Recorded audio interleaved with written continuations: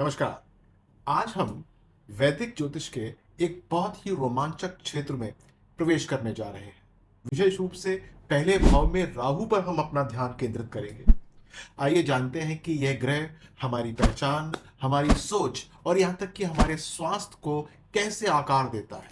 राहु की ऊर्जा को संभालने की कुंजी क्या है? कर्म सुधार है, ताकि हम अपनी सच्ची आत्मा के साथ तालमेल बिठा सके। अच्छा, पहला भाव क्या होता है? इसे हम एसेंडेंट या लगन भी कहते हैं। यह हमारा व्यक्तित्व है। ये हम कैसे देखते हैं और लोग हमको कैसे देखते हैं और दुनिया के सामने हमारी प्रस्तुति का यह प्रतीक होता है। जब राहु यहां बैठ जाता है तो इसके प्रभाव बहुत गहरे हो सकते हैं। विशेष रूप से हमारी सेल्फ परसेप्शन चेंज हो जाती है और दूसरों का दृष्टिकोण या पॉइंट ऑफ व्यू बहुत अलग हो जाता है। आइए एक छोटी सी कल्पना करते हैं, इससे सब कुछ साफ हो जाएगा। एक छोटा सा नायक बनाते हैं, उसको नाम दे देते हैं अमित।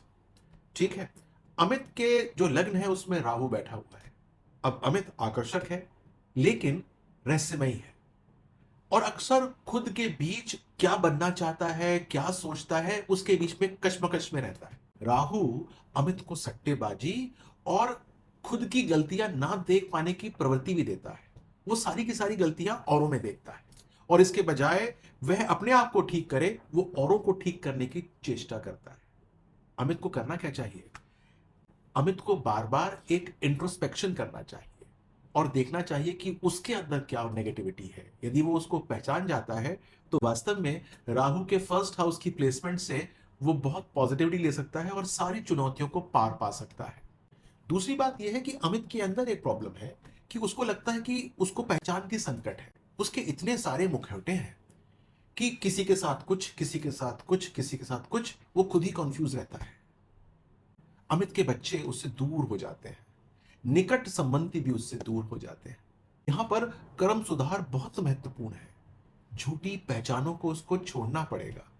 उसको ये बताना पड़ेगा कि वो किन चीजों में उससे प्रेम करता है। एक बात मैं और बताऊं कि जो मुखौटा होता है वो हर परिस्थिति का डिफरेंट होता है।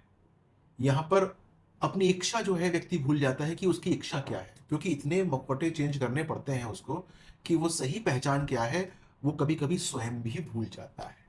यानी कि वो अपनों के बीच में भी बहुत बार एक्टिंग कर रहा होता है जिसकी जरूरत नहीं होती है। तो करना क्या होता है कि हमको ये सारे के सारे मुखौटे हटाने होते हैं। यदि हमने इन मुखौटों को हटा लिया तो बहुत अच्छा काम हो जाता है। अच्छा, एक और महत्वाकांक्षी व्यक्ति है, उसकी चर्चा करते हैं, एलॉन मस्क की। इसके अंदर भी असाधारण महत्वाकांक्षा है और इसके लगन में भी राहु बैठा हुआ है। लेकिन ये राहु जो है उसके गुणों को स्पष्ट रूप से दर्शाता है। बहुत बोल्ड है।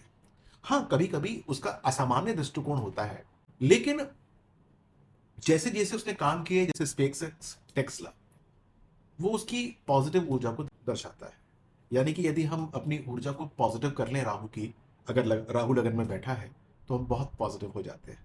अब मैं चाहता हूं कि आप एक क्षण के लिए सोचें, क्या आपने कभी अपने सच्चे खुद को और दुनिया के बीच जो आप प्रस्तुत हो रहे हैं उस छवि के बीच में संघर्ष महसूस किया है? क्या आप बाहर दूसरे होते हैं और घर में दूसरे होते हैं, चेंज हो जाते हैं, बदल जाते हैं? क्या आपने ये बदलाव महसूस किया है या किसी ने आपको ये बताया है? इसका ये मतलब हुआ कि आपके लगन के अंदर राहु बैठा हुआ है। तो मैं आपको ये बता रहा था कि पहले भाव में राहु महत्वाकांक्षा, आकर्षण और पहचान की खोज का एक अनूठा मिश्रण प्रस्तुत करता है। यह आपको स्वास्थ्य संबंधी समस्याएं देता है, बच्चों से तनावपूर्ण संबंध देता है और जुए या सट्टेबाजी की आदत दे देता है। लेकिन यदि आप कर्म करेक्शन करते हैं, इंट्रोस्पेक्शन बीच बीच में करते रहते हैं, कुछ ऐसे लोग जिनको आप अच्छा समझते हो उनकी बातों को सुन लेते हैं, तो आप राहु की शक्तिशाली ऊर्जा को बहुत बैलेंस आउट कर सकते हैं और बन सकते हैं इलॉन मस्क जैसे। और ध्यान दीजिएगा, सबसे गहरा खजाना हमारे भीतर ही है। तो उपाय जानने के लिए, इस वीडियो के बारे में बताने के लिए, मुझसे कुछ पूछने के लिए आप जो है कमेंट बॉक्स में कमेंट कर सकते हैं। मेरे साथ जुड़े रहने के लिए बहुत बहुत धन्यवाद। और हाँ, यदि आपने अब तक लाइक ना किया हो मेरे चैनल को या सब्सक्राइब ना किया हो तो कर दीजिएगा। आपका बहुत बहुत धन्यवाद। अपना ध्यान रखिएगा। नमस्कार।